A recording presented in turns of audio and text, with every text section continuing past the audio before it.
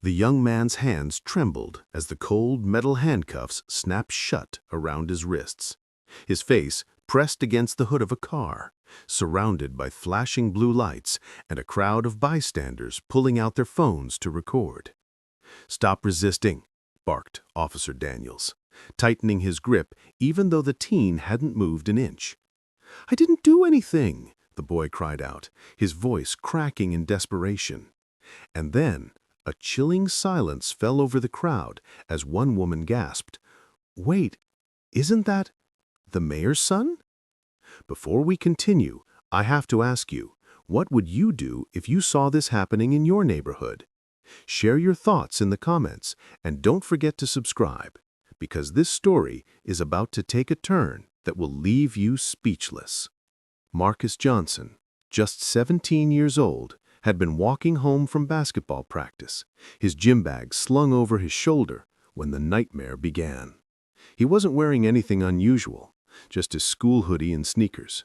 Yet, to Officer Daniels, a man with a reputation for always being tough on kids like Marcus, that was enough. Pulling up in his cruiser, Daniels flicked on his lights and shouted, "Hey you, stop right there!" Confused, Marcus froze. "Sir, I didn't do anything." But to Daniels, hesitation was guilt. Within seconds, Marcus was shoved against the car, accused of loitering, of looking suspicious, of matching a description. The truth? Marcus had only stopped at a corner store to buy a sports drink. Bystanders began to gather, whispering, recording. "Isn't he just a kid?" one woman muttered. "Yeah, but you know how it is," another replied grimly. Marcus felt the sting of humiliation. His chest pressed against the car hood, his wrists aching. He had never been in trouble before. "Please, officer," he pleaded, "I swear I didn't do anything." But Daniel smirked, whispering just loud enough for Marcus to hear. "Boys like you are always up to something. Better to lock you up before you cause real trouble." The words cut deep. Daniels wasn't arresting Marcus for what he did, but for what he assumed he would do. As Marcus sat in the back of the squad car, tears rolling silently down his face, Daniels strutted around like a hero. The other officers glanced uneasily at the growing crowd. People were starting to murmur more loudly now. Then came the moment that changed everything. A black SUV screeched to a halt. Out stepped a tall man in a tailored suit, Mayor Elijah Johnson. His face was a mix of fury and disbelief as he shoved through the crowd. "Marcus!" he cried, his voice breaking as he saw his son in handcuffs. The entire street seemed to freeze. Cameras turned, murmurs rose to gasps. "The mayor's son! The mayor's only child!" "What is the meaning of this?" Mayor Johnson thundered, stepping directly up to Officer Daniels. Daniels stiffened, but tried to keep his composure. "Sir, this young man was loitering, acting suspicious. I was just doing my job." "Your job?" The mayor's voice shook with controlled rage. "Your job is to protect, not to harass children walking home from school. That's my son you just brutalized in front of half the neighborhood." The crowd erupted. Voices shouted, "Yeah, we saw it all. He didn't resist. Check the cameras." Daniels faltered. His arrogance began to slip as he realized what he'd done. Not only an unjust arrest, but an arrest with the entire city as a witness. At the station that night, the mayor demanded the release of his son. Lawyers were already circling. The press had gotten wind of the incident. Daniels sat in silence, his career flashing before his eyes.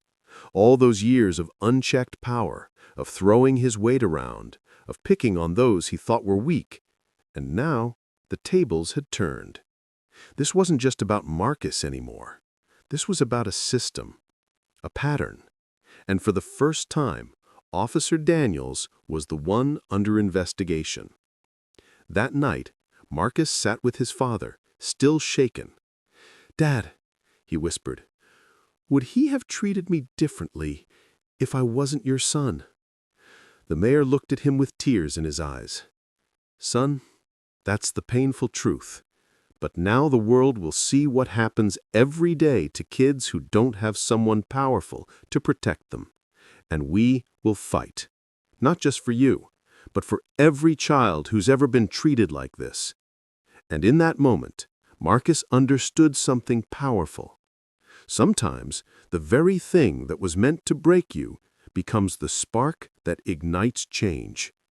But just when they thought justice was on the way, something shocking happened. Because later that week, Officer Daniels was seen walking free, grinning as though nothing had happened. And rumor had it, he had powerful allies of his own, willing to do anything to cover this up. So, was Officer Daniels really untouchable? Or would Marcus and his father bring him to justice once and for all? The cameras caught him walking out of the precinct. No handcuffs, no shame, just a smug smile stretched across his face. "Daniels!" reporters shouted. "What do you say to the accusations?" But the officer didn't flinch. He raised his chin, smirked, and muttered under his breath, "You can't touch me." And the worst part? He wasn't wrong. Before I explain how Officer Daniels managed to walk free after humiliating the mayor's son in front of the entire city, let me ask you, do you believe justice always prevails? Drop your thoughts below, because this story is about to test everything you believe about power, corruption, and truth. Just days after the arrest, Marcus and his father, Mayor Elijah Johnson, expected swift justice. They had eyewitnesses, phone footage, and the whole community backing them. But when the disciplinary hearing came, it was as if the evidence had vanished. Video clips were suddenly deemed inconclusive. Police reports were misfiled. Witnesses claimed they had been pressured to stay quiet. Marcus sat in disbelief as Daniels strutted past the cameras outside the courtroom. "Business as usual," Daniels whispered to another officer, loud enough for Marcus to hear. The humiliation cut deeper than the handcuffs. This wasn't just about one cop anymore. This was about a system protecting its own. But Marcus wasn't ready to give up. He had seen the truth with his own eyes, and so had the community. And if the courts wouldn't hold Daniels accountable, then Marcus would take the fight somewhere they couldn't control: the public. With the help of his father's campaign team, Marcus released a statement online. Not as the mayor's son, but as a black teenager who could have been anyone's child that night. His words were raw. "I was arrested for existing. I was humiliated for looking like someone they feared. If this can happen to the mayor's son, it can happen to anyone." The post went viral overnight. Students marched, churches rallied, thousands flooded the streets chanting Marcus's name. The underdog's voice had become a movement. But Daniels wasn't finished. Behind closed doors, he was being shielded by a powerful police union and city officials who wanted the scandal buried. "If we let the mayor's son take one of ours down," one official growled, "we open the floodgates. Every kid with a cell phone will think they can challenge us." Daniels smirked in agreement. But deep inside, fear gnawed at him. He hadn't expected Marcus to fight back. He thought breaking him on the street would keep him silent. Now the world was listening, and Daniels was desperate to shut him up. One evening, as Marcus scrolled through the endless flood of support messages, he received a strange email. The subject line read, "I know the truth about Daniels." Attached was an anonymous tip: records, complaints, and reports that had been buried for years. Daniels had a long history of misconduct, excessive force, false arrests, even a case eerily similar to Marcus's. All silenced, all covered up. Marcus stared at the files in disbelief. Someone from the inside wanted Daniels exposed. But who? And why now? The next day, Marcus and his father held a press conference. This time, it wasn't just about his arrest. It was about a system that had protected Daniels for years. Marcus stood tall at the microphone, his voice steady. "This isn't just my story. This is the story of every person who has ever been silenced. But today, the silence ends."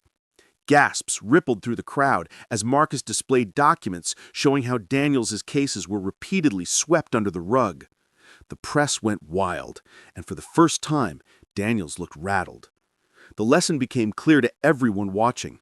Sometimes those who seem powerless carry the greatest strength, the courage to speak out, even when the system is built against them. Marcus's arrest was supposed to be the end of his freedom. Instead, it became the beginning of a revolution. But as the applause thundered and reporters shouted questions, Marcus noticed something chilling at the edge of the crowd. Officer Daniels. He wasn't in uniform. He wasn't smiling. He was just staring. His eyes locked on Marcus with a promise that words couldn't capture. Later that night, Marcus found a note slipped under their family's front door. Just 4 words, written in a jagged scrawl. "This isn't over, boy." What did Daniels mean? How far was he willing to go to silence Marcus? And who was the mysterious insider risking everything to expose the truth? The gavel slammed against the desk. "Order in the court," the judge barked. On one side sat Marcus Johnson, flanked by his father, Mayor Elijah Johnson, and a team of lawyers. On the other, Officer Daniels, arms folded, smirking as though he already knew the outcome. The entire city watched from the gallery. This wasn't just a case anymore. This was a battle for truth itself. Before we dive deeper, I want to hear from you. Do you believe justice can survive when the system itself is corrupt? Drop your thoughts in the comments below, and don't forget to subscribe, because what happens in this courtroom will shock you. The trial was supposed to be simple. Daniels had unlawfully arrested the mayor's son, and the evidence was clear. But Marcus quickly realized the odds weren't in his favor. Daniels' lawyers attacked from every angle. He matched the description of a suspect. He resisted arrest. The officer was acting in good faith. Marcus clenched his fists under the table. He wanted to shout, "That's a lie!" But his father squeezed his hand, urging patience. The irony was brutal. The same system that should protect him was now bending itself to protect the man who humiliated him. Then, just when it seemed Daniels had the upper hand, Marcus's legal team made a shocking move. They called an unexpected witness, Sergeant Miller. Gasps filled the courtroom. Miller was Daniels' longtime colleague, a man who had once turned a blind eye to Daniels' actions. But now, under oath, Miller's voice shook as he revealed the truth. "I was ordered to suppress complaints against Officer Daniels. Reports of misconduct, false arrests, excessive force. It was all buried." The courtroom erupted. The judge slammed his gavel again, struggling to maintain control. And for the first time, Daniels' smirk faltered. When it was Marcus's turn to testify, the room fell silent. The boy who had once been pressed against the hood of a car now stood tall in front of the city. His voice was steady, but each word carried the weight of 1,000 silenced voices. "I was treated like a criminal for existing. But I'm not here just for me. I'm here for everyone who didn't have a mayor for a father. I'm here for the kids who never got to walk free after nights like mine." Cameras flashed, reporters scribbled notes, some jurors wiped their eyes. In that moment, Marcus wasn't just the mayor's son. He was a symbol of resilience. But the fight extended far beyond the courtroom. Behind closed doors, powerful city officials scrambled. If Daniels fell, so would the police union leaders who protected him. Politicians with dirty hands were terrified that one case could unravel years of corruption. Whispers filled the air. "Make this go away. Protect the system. Sacrifice Daniels if we have to." Marcus didn't know it yet, but this trial wasn't just about him anymore. It had become a war for control of the city's future. As the trial entered its final days, the prosecution unveiled the documents Marcus had received anonymously, Daniels' hidden history of abuse. One by one, victims came forward. Tearful testimonies painted a picture of a man who had used his badge not to protect, but to dominate. Daniels's lawyers scrambled, shouting objections, but the evidence was undeniable. And then came the final blow. Sergeant Miller revealed that Daniels had been promised protection by city officials in exchange for his silence on their own misconduct. Daniels wasn't just a corrupt cop, he was a pawn in a much bigger game. As the courtroom buzzed with outrage, Marcus realized something powerful. The fight for justice was never just about one man. It was about a system that thrived on silence. And breaking that silence was more powerful than any badge, any title, or any lie. The lesson was clear. Truth has a way of rising no matter how deeply it's buried. But just when it seemed victory was in sight, a chilling twist emerged. That night, Marcus received another anonymous message. This time, it wasn't documents. It was a video. In the grainy clip, a shadowy figure whispered, "You think you've won, but the people protecting Daniels? They're coming for you next." So who was really pulling the strings behind Officer Daniels? And how far would they go to silence Marcus and his father? The courtroom was packed, every seat filled, the air so tense you could hear hearts beating. Marcus sat quietly beside his father, staring across the room at Officer Daniels. The man who once shoved him against a car now looked pale, sweating, a shadow of the arrogant officer who thought he was untouchable. And yet, everyone knew the trial wasn't really about him anymore. Daniels was just the door. Behind him was something much darker, a system that would rather bury the truth than face it. But before we reveal how this battle ends, I want to ask you, do you believe one voice can truly change a broken system? Tell me in the comments, because what Marcus did next will leave you stunned. During the final week of the trial, Marcus's team unveiled the video that had been sent anonymously. The grainy clip showed city officials in a private meeting laughing about how Daniels was their insurance policy. If he ever got caught, they would protect him because he knew too much about them. The courtroom gasped. Jurors leaned forward. The press exploded with questions. It wasn't just a corrupt cop on trial anymore.